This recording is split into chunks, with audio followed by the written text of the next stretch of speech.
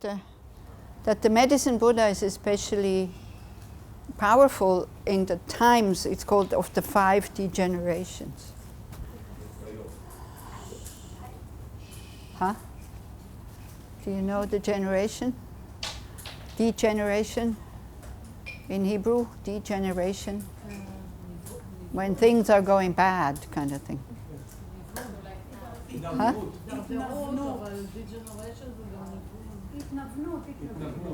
Okay.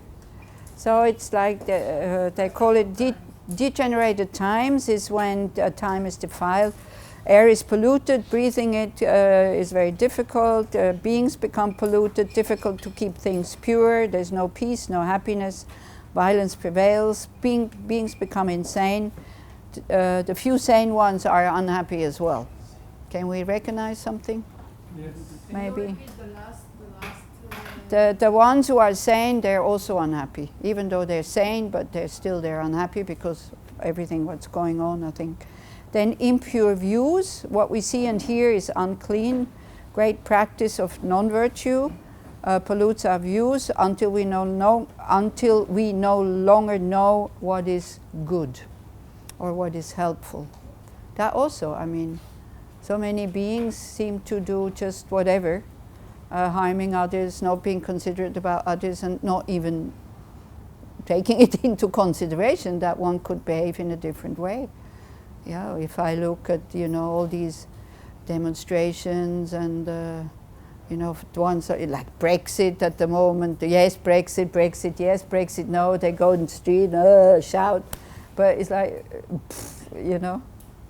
but what is really going to come of it? It is kind of taking sides, and then, there's another side, and then pong, and each of them has very strong views, and like that. This is impure views. Then afflictions. Nothing goes the way we wish, but others succeed. We try again, then fail. Get really afflicted. The more failure, the more afflictions, blaming everybody else. Get angry and stir up trouble in the community. I mean, this is from the scriptures, yeah, right? This is not what I kind of came up with. So, but we can see afflictions afflictions like delusions. They're being almost honored. Like if you work as selling something, and the better, even though everybody knows what your product is like nothing, or is no good, but if you can sell a lot, you get a rise in your salary. If you're a very good liar, right? So like this. And if you're not angry, people think you're a wimp. People think you're a coward. People think you're totally weak if you're not getting angry. Yeah, so these afflictions are being nourished. They're being seen as something positive. And so then the degenerations of beings, we lose friends very easily. It's very difficult to keep harmonious relationships because everybody is so full of delusions. I think we can also see that. Then the degeneration of lifespan is like it's very easy to get sick, and the medicines don't work like they should work. The food that should keep us alive is creating allergies. The medicines are creating a lot of side effects and so on. So this is what is called the 5 degenerations. And these 7 medicine Buddhas, they made promises that if somebody recites our names, then especially in these times of degenerations, we will then become very powerful, or we will be able to put some influence into the whole thing. Okay, so do you have questions? Yes. There is no mantra for each. No. Yeah, there's just it's why these other 6 medicine Buddhas are mentioned, because they made similar vows. Like usually these medicine Buddhas, they were not living at the time of the Buddha, of Shakyamuni Buddha, the one that we know and where we have the sutra teachings from. But he did give tantric teachings, and one day Manjushri, I think he was in Vaishali, Manjushri asked him if he can teach them about the vows that these 7 medicine Buddhas have made. And then if you look at the vows, if you want, I can read them to you. I mean, the first 2 ones have made 8 vows, the next 4 ones have made 4 vows, and then the Medicine Buddha, the blue one, has made 12 vows. Vows in terms of when I'm fully awakened, I will be able to help people in this and this and this and this way. Like, for example, if you're having vows and you are breaking them all the time, then it's the stainless excellent gold who said, I will inspire these people who, who are constantly breaking their vows, kind of thing, or helping them. And then there is the second one. He says, I will become very efficient in times when, like now, also when there's great danger of fire. Because it said, already 2,500 years ago, that this system, this planetary system, and this planet will be destroyed through heat.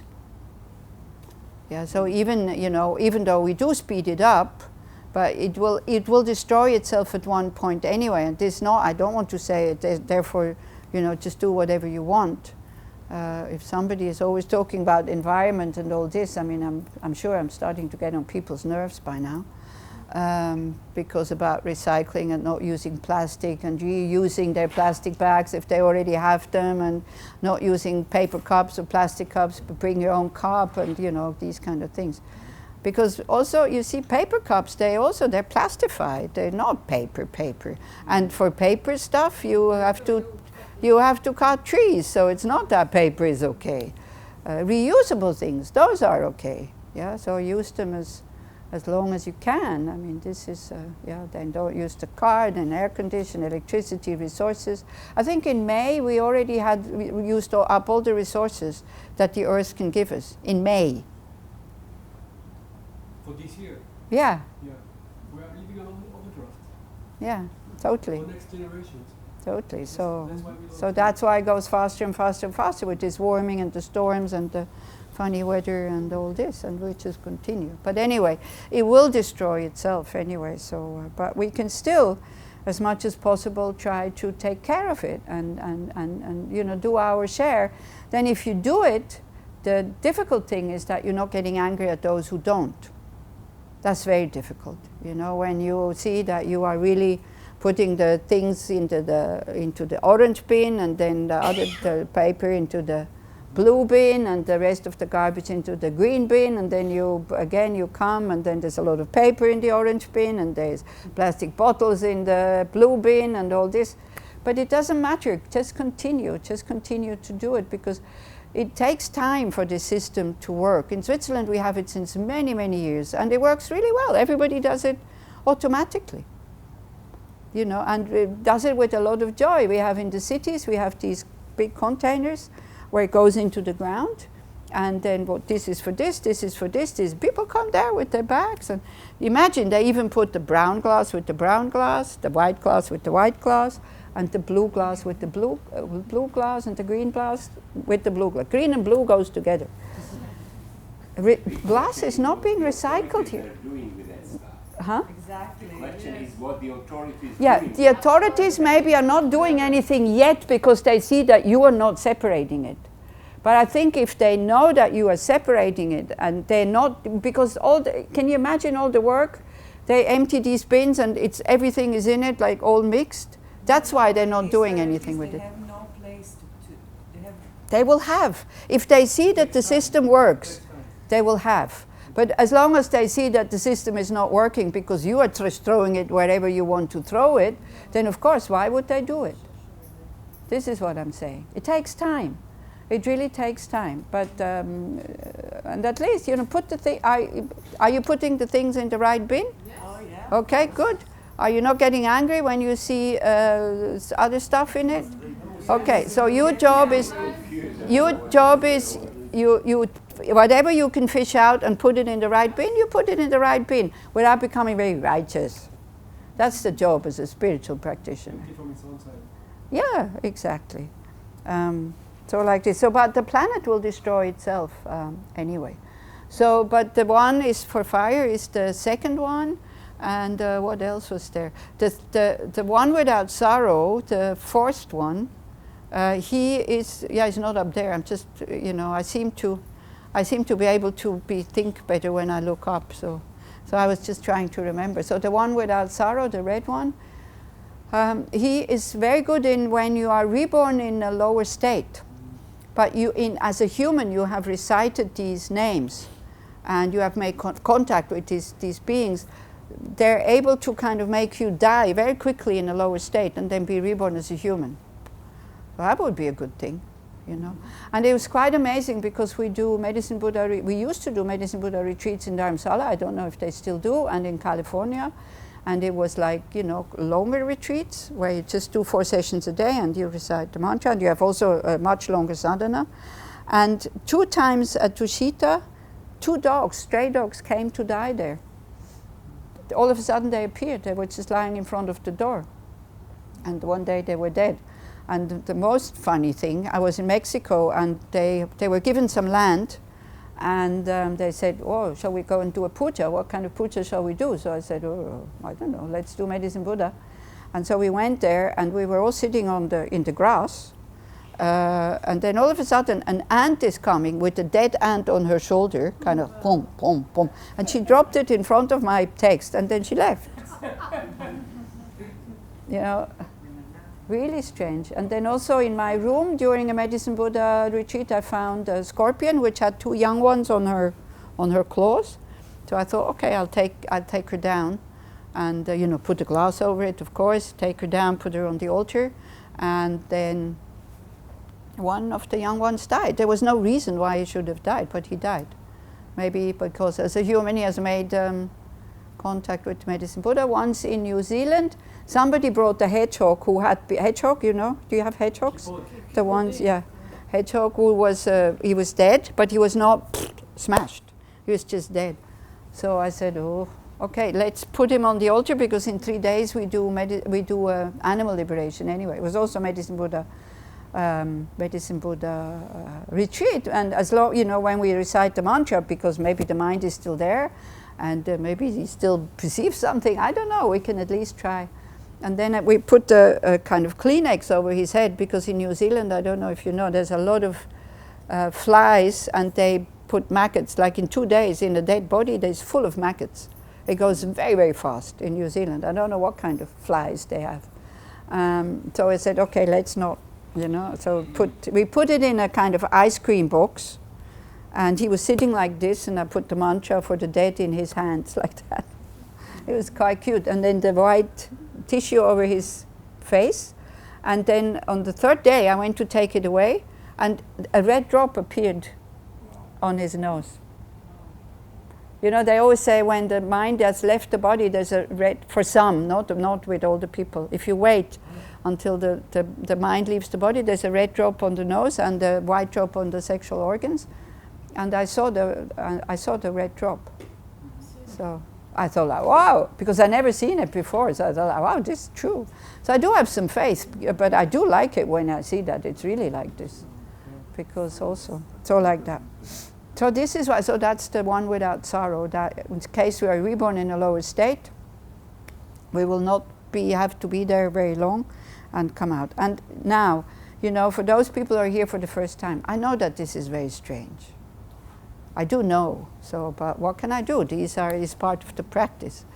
So I'm just sharing with you what I know, but also one needs to have, in order to be able to do these practices, you need to have the right, I don't know what you need, because some people is like they can absolutely do nothing with this, but they're great philosophers, they know the philosophy inside and outside and all this. Others are open towards it, and they go like Smadar. You know, she goes from one retreat to the other. She has like 100% faith, and you can see how her practice functions, and how she, progresses, and how she is like, wow, blissful, like from head to toe, this lady. Amazing how much bliss she has. Yeah, so this is, it increases your bliss. You know, when you do these practices, your bliss kind of, being open, being free, being happy, being light, being spacious. That's what it does. And much faster than Lojong or, studying emptiness and all these kind of things. But as a basis for it, in order to work, you need to have bodhicitta. Like, I'm doing this in order to be able, in order to, first, not to harm others anymore, but then also in order to be able to lead them to that state. Because if you are happy, it's much easier to help other people. If you are unhappy, they don't want to let you near them. Why would they? Why would they surround themselves with unhappy people? Okay? But I know it's strange, because it's so totally other than sutra and studying and philosophy and studying emptiness.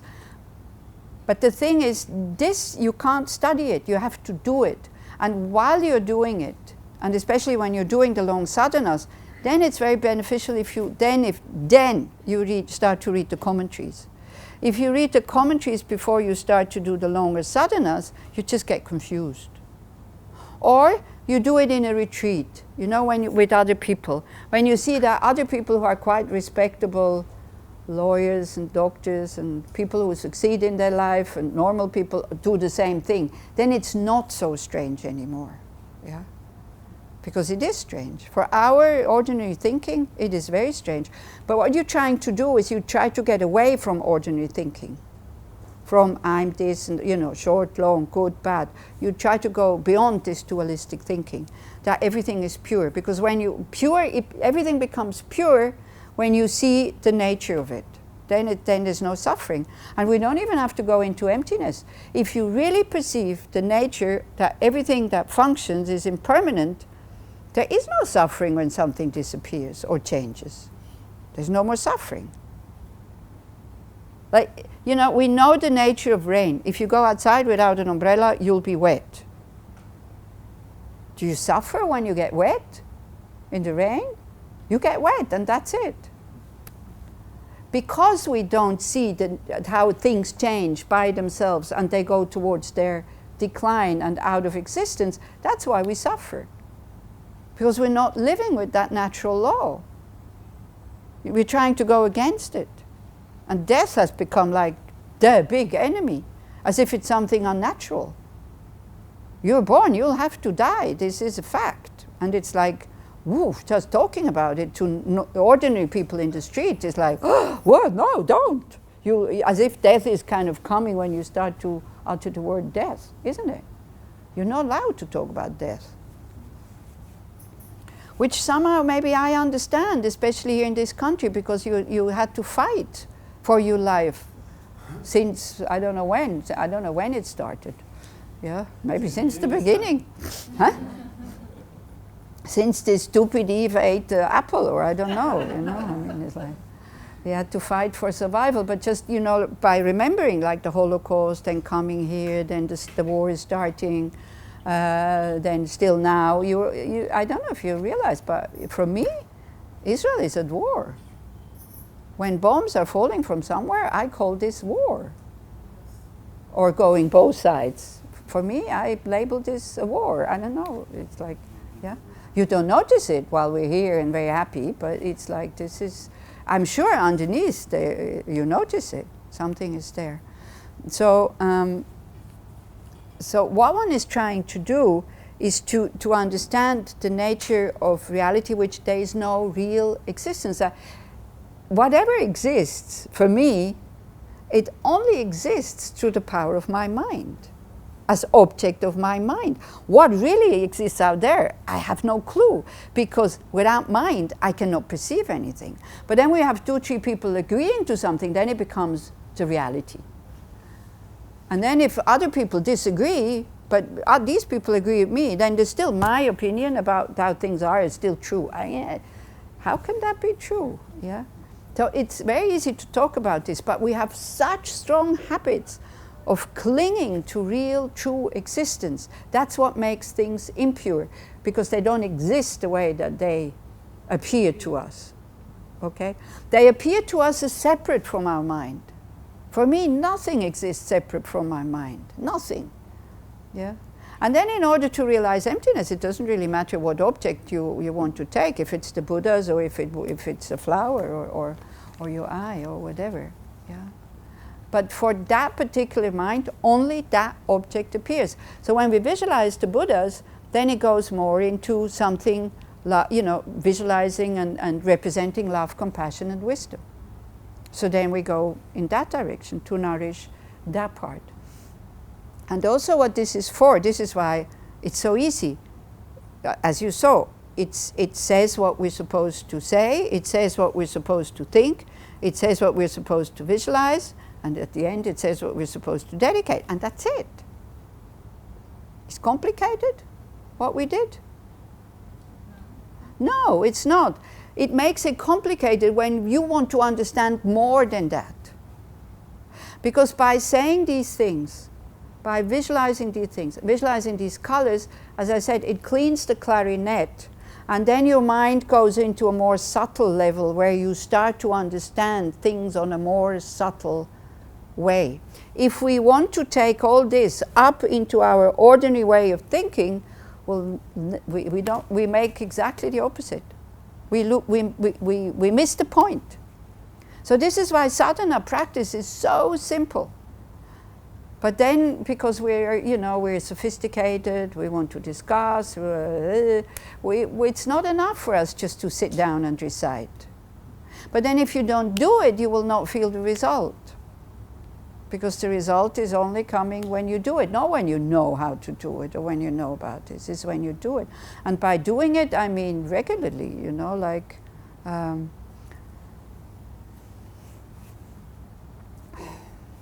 don't know. Take time, instead of going on a holiday, take time off and go look where there's a medicine Buddha. Usually it's 10 days. Usually these retreats are 10 days. Like you come on Friday and then it finishes the Sunday after. So there's plenty of Vajrasattva retreats. It's 3 months is happening. Medicine Buddha retreats are happening. There's one in Austria next May, June happening with Namgyal. In a very nice place in the countryside, in English, because he doesn't speak any German. That's the only one I know by heart. Zippy has been there. In Graz. In Graz, in Kalapa, Kalachakra Center. Nice place? Yeah. So if you want to do a 10-day medicine Buddha with the sadhana, not with the puja, with this sadhana, then that's happening there. Tara retreats are happening, where you do 100,000 mantras. Huh? They were doing now, or not Vajrayogini they're doing, but they're doing now, I think, right now. Sutram is not doing it, but Drelma is doing it. Somebody else is doing it. You just have to look if you are interested in these things. Because for this, you need to get a feel for it, and to get a feel for it, you need to do it. Otherwise, it's like taking a watch, or an iPhone. You want to know an iPhone, you take it apart, but then you can't put it together again. So first you need to know the function of it, and then maybe you can start taking it apart. I have a question about using the power of imagination. Yeah. Isn't using the power of imagination adding another outside aspect or whatever of the mind itself? Do you understand what I mean? No. Try again.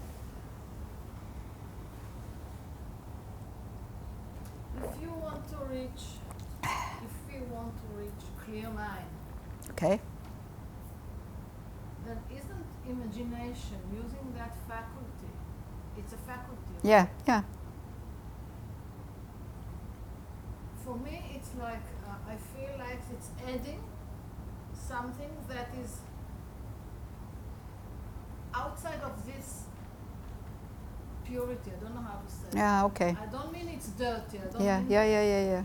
But it's like you add something. Yeah, no. But you also know that the Buddha also doesn't exist from its own side. Because you see the kind of purity you want when nothing appears, that doesn't exist. Because conventional reality and ultimate reality, they go together. What we are creating here is a pure conventional reality. The body of the Buddha also doesn't exist from its own side. So that's why one takes as a support the form of a Buddha. Now, when what you want to get at is like with shamatha, experiencing emptiness. Okay, that's fine. That's okay, but that's not this practice. But it might kind of help your practice, because also for the shamatha, at the beginning you have an object. emptiness as object you take once you start to get a feel for it, what is not there. Otherwise you just fall into nothingness, which is not what we want. Yeah? You see, the mind is not able just to go into... Emptiness will appear once you investigate an object and you don't find the object, then emptiness will appear. Emptiness is not something hanging out there as the pure object. Emptiness doesn't exist from its own side. Emptiness needs an object that it is empty of. Okay? So when you will have a direct perception of emptiness, it will come because you have analyzed an object and you can't find it. Now this object can be the Buddha, which I think is easier because there we understand it's just a production of the mind, you know, or you analyze the I, the self, or whatever. And by the way, whatever we think is true and real is all imagination. It's all just like an illusion. We just believe that it's true. The same way that believe that when we're dreaming, we believe that the dream is true. We totally fall into it. And it's only when we wake up, then we start to see, just a product of the mind. And this is why also Rinpoche Tulku, he said it very nicely. He said, when you realize emptiness, it will not be, or when you attain enlightenment, it will not be like, wow. It will be very normal. Say, oh, that's how it is. Same way when you wake up. You know, kind of, maybe you have a moment, a short moment of relief when you wake up, because my dreams are really, I'm so full of stress all the time. Yeah. I miss the train, I lose my things, I'm very unpleasant with somebody, or I get left with a big mess, and all this is like, so every time I wake up, I'm really happy, especially when I see that I hurt or harmed somebody. Then I'm really happy that it was just a dream. Yeah, because I don't like to harm people. I do, because why? Because of my own ignorance, but which doesn't mean it makes it okay, by the way. Yeah, so like that. So everything is just like an illusion. Yeah. So when we do attain enlightenment, it will be. He said it will be like this. We go like, oh, that's how it is. Not like a big thing. And if you want to know what enlightenment is, and this is also from Tsongsa Khyentse Rinpoche, a very nice way. An awakened or enlightened mind is a mind that is at the height of its normality. Normality not in terms of normal, the norm like many, but normal, not crooked, not wrong, not false. Because a mind who is awakened, whoever comes, whoever is there, doesn't see the person separate and only wants the best for whoever is there. Never has any wish to do harm. But it doesn't mean that you let people do whatever they want to do. If an enlightened being has the power to stop somebody from doing harm, they will stop them. And if it needs, with a lot of force. Yeah? In order to protect also the person who wants to harm. Yeah? So, and that would be normal. And we all have that potential to be normal. To have an open heart towards all beings, whether they hurt others or whether they're helpful to others, because everybody wants to be happy, and to have compassion for all beings, even if they're horrible people, when we see them suffer, because nobody wants to suffer. Don't you think we all have that potential? Not to want somebody to suffer and to want others to be happy? Now, the difference between us and the fully awakened being is like, we don't have skillful means how to do that, because we don't even know how to make ourselves happy. And also, we only have this potential for a very few selected people. All the rest is, whatever they do to me, I'll do to them, kind of an eye for an eye and a tooth for a tooth. It's still a bit like that. I have a right to be angry at somebody because they started it. But from the Buddhist point of view, nobody started it. So whereas a Buddha sees where if they suffer, there is causes, but their suffering is illusory. So when you see somebody in a nightmare, you have compassion for the person, but you don't have the same attitude that when you see somebody with an open fracture and, blood coming out. Even if the person says what they dream, you still have compassion, but you're not freaking out. If somebody comes with a, blood coming out, you freak out, unless you're a doctor or a nurse and you know what to do. So the Buddhas have skillful means. They know when to leave somebody alone, and they know when to interfere. But again, how much can they interfere? They're not omnipotent. They can only interfere when it accords our karma that they can interfere. So by reciting these things, we open the door for them to be able to interfere. Because Buddha, even the Buddha was an ordinary being, but through these 3.5 eons of practicing, if he wouldn't have created more skills than a human being, excuse me, then I can forget about this. They do have skills. They do have, skillful means, as it is called, combined with compassionate wisdom, but also it needs to fit our ability to receive the help. That's why they're not omnipotent. Okay? Okay. So now it's lunch break, so I would say an hour is enough, isn't it? Yeah. Yeah, because also then maybe we can finish a bit earlier. And if it's okay for you, I would very much like to do the sadhana 2 more times in the afternoon, because it is about doing, it's not about blah, blah, blahing about the whole thing. And if you have enough grace, you need grace to do this when you don't know what this is all about, or being desperate.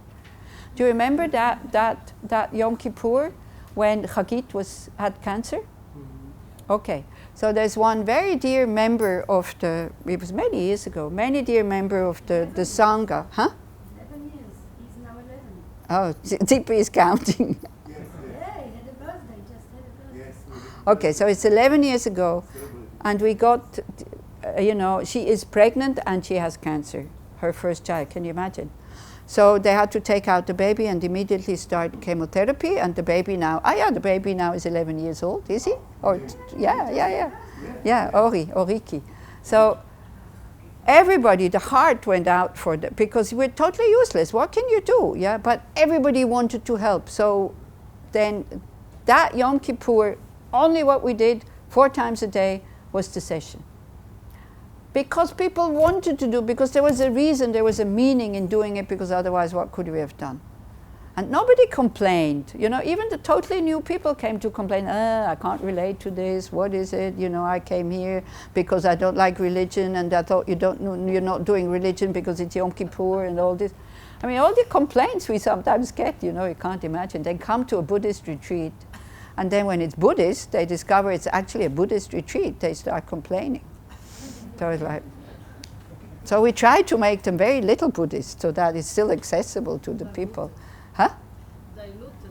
Yeah, diluted. Yeah, so if it's okay for you, we don't dilute this afternoon. We do 2 sessions. And then at the end, if you have questions, so we do 1 session, and then we have a break. And then if you can spend the break in silence, it would be very good to stay connected with the energy. Then we maybe 20 minutes break in silence. We come back here. I do longer mantra recitation, so try to visualize sending out light in the mantra recitation. Don't just, kind of wait until I finished, because that is what is opening up your heart.